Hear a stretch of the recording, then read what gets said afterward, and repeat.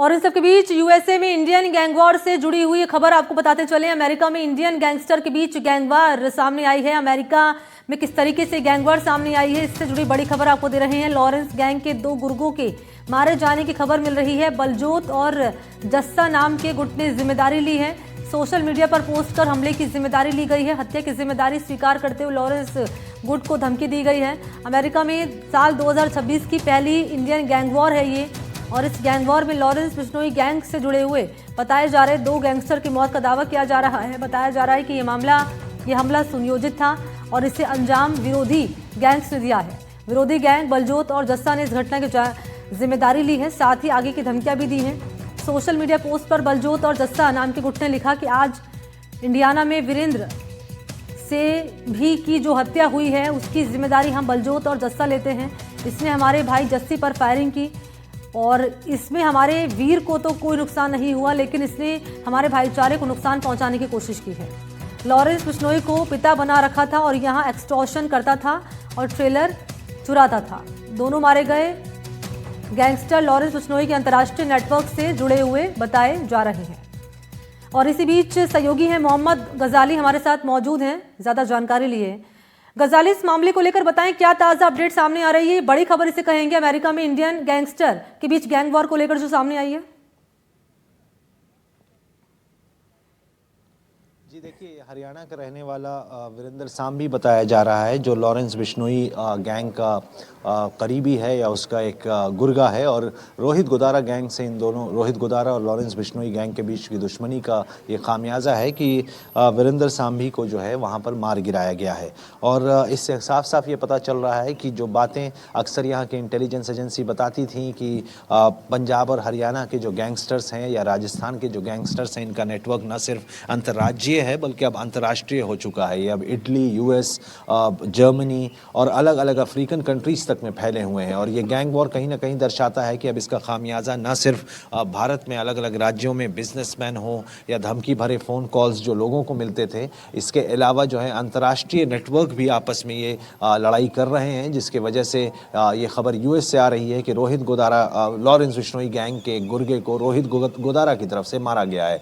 कल पंजाब पुलिस ने भी एक प्रेस कॉन्फ्रेंस करके गैंगस्टर्स के गतिविधियों पे बातचीत के बारे में बताया था कि अक्सर जो है ये जो सोशल मीडिया पोस्ट और क्लेम किए जाते हैं कि किसने किसको मारा या किस वारदात को किस गैंग ने अंजाम दिया, उसमें से कुछ बातें तो झूठी होती हैं, कुछ बातें मशहूरियत के लिए या मशहूर होने के लिए की जाती हैं। लेकिन इस मामले में फ़िलहाल जो है अभी पुलिस की तरफ से कुछ नहीं कहा गया है। यूएस की जो सिक्योरिटी एजेंसीज़ हैं वो भी इस खबर पर नज़र बनाई हुई हैं, वो भी इसकी तफ्तीश कर रही हैं।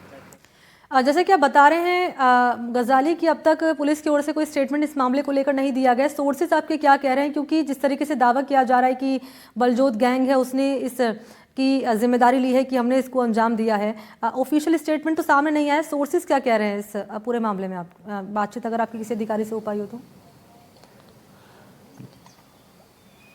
जी देखिए, दोनों ही गैंग और इसके अलावा गोल्डी बरार का भी गैंग है, और ये सारे गैंगस्टर्स जो हैं आपस में वर्चस्व की लड़ाई के लिए इस वारदात में ख़ास करके अभी तक तो जिस तरह से रोहित गोदारा गैंग की तरफ से इसको क्लेम किया गया है तो फिलहाल उसको फेस वैल्यू पे लिया जा रहा है। उन पोस्ट्स की पुष्टि भी की जा रही है और ये भी देखा जा रहा है कि इन दोनों गैंग्स के बीच में या जब भी ये गैंग वॉर होते हैं तो अक्सर ये पाया जाता है कि कोई एक शख्स जो पहले किसी एक गैंग में काम कर रहा होता है फिर उसको छोड़कर दूसरे गैंग में काम करना शुरू कर देता है, जिसकी वजह से ये आपसी दुश्मनी होती है और तब जाकर ये गैंग वॉर या ये एक दूसरे को टारगेट करना शुरू करते हैं। इस मामले में जिस शख्स की मौत हुई है या जिसको मारा गया है उसकी पुष्टि ये नहीं हो पाई है कि क्या वो पहले किसी और गैंग में काम करता था या शुरू से लॉरेंस बिश्नोई गैंग में ही था।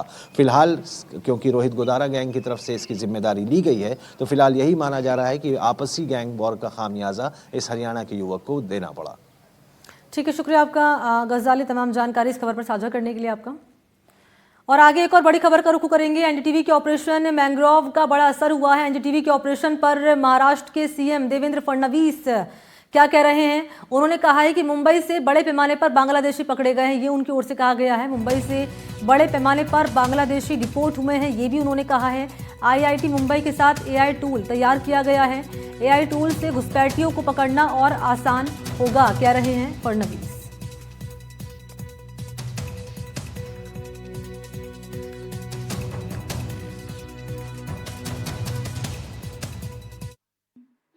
पिछले समय बड़े पैमाने पर बांग्लादेशी घुसपैठिए मुंबई में आए।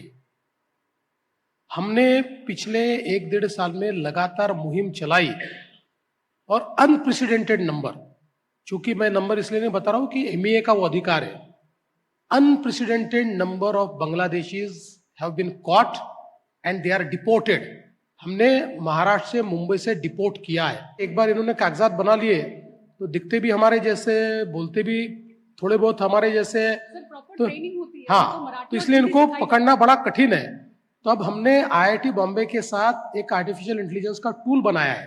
उसका हमने फर्स्ट कट देखा, अभी उसको फर्स्ट इसमें हम लोग 60% तक एक्यूरेसी पर पहुंचे। उनका कहना है कि अगले 4 महीने में हम 100% एक्यूरेसी पर पहुंचेंगे। तो इसके बाद चाहे वो बांग्लादेशी हो या रोहिंग्या हो, इनको पकड़ना बड़ा आसान होगा। तो देश में आखिर कैसे बढ़ रहे हैं वोटर, इस सवाल को लेकर एक बड़ा खुलासा हुआ है। एनडीटीवी के ऑपरेशन मैंग्रोव के जरिए कैसे घुसपैठिया आता है और इस सिस्टम की नाकामी का फायदा उठाकर नागरिक बन जाता है, और वही घुसपैठिया हमारे शहर का भविष्य भी तय करता है। ऑपरेशन मैंग्रोव में क्या कुछ और खुलासे हुए हैं, इस रिपोर्ट में आपको दिखाते हैं।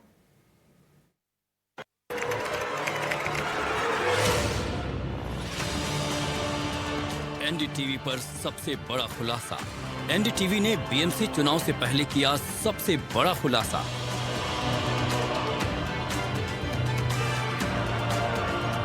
ऑपरेशन मैंग्रोव के खुलासे के बाद सियासी खेमों में मची हलचल।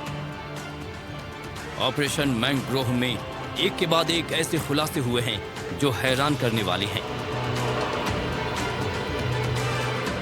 घुसपैठियों के खिलाफ पूरे देश में एक्शन मोड में ऑपरेशन जारी है।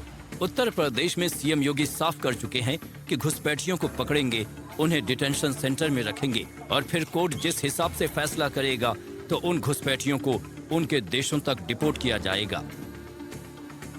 ऐसा ही ऑपरेशन असम, महाराष्ट्र और पश्चिम बंगाल में भी जारी है।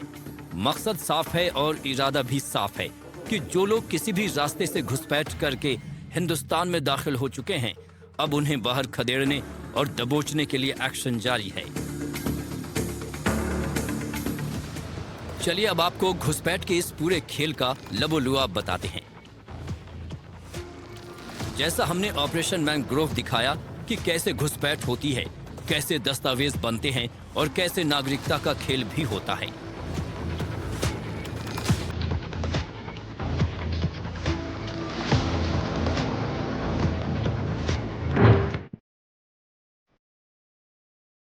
हमने आपको दिखाया कि कैसे एक पूरा इकोसिस्टम इन घुसपैठियों की मदद करता है और उनके हिंदुस्तान में एंट्री का रास्ता आसान बनाता है। ये लोग कैसे सिस्टम को चकमा देते हुए मुंबई तक पहुंचते हैं और धीरे धीरे सिस्टम में पूरी तरह से खप जाते हैं। सबसे हैरानी भरा पहलू तो ये है कि किसी को इनकी कानों कान भनक तक नहीं लगती।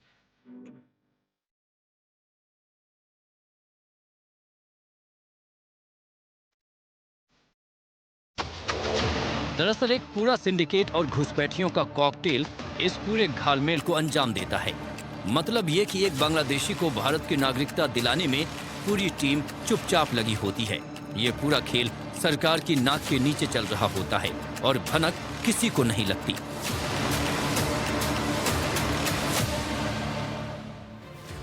पिछले दिनों टाटा इंस्टीट्यूट की तरफ से देश की आर्थिक राजधानी मुंबई में अवैध बांग्लादेशियों को लेकर एक रिपोर्ट जारी की गई थी।